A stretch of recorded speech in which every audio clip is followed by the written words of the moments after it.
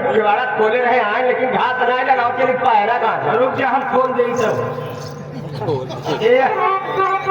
ए आगे हम बोल के मां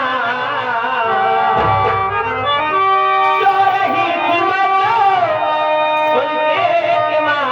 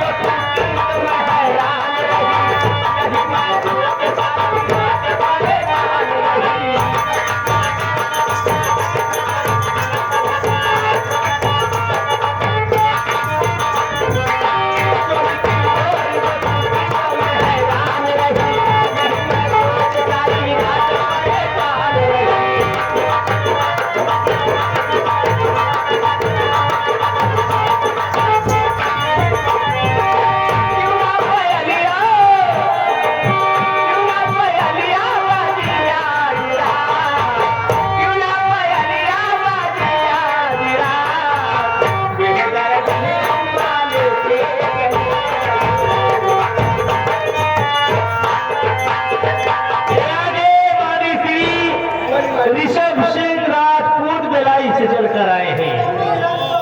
ओम साहब की तरफ से 51 रुपए का महान पुरस्कार पार्टी की तरफ से धन्यवाद। हो राहुल मोली माई मोली का फरमाइश आएगा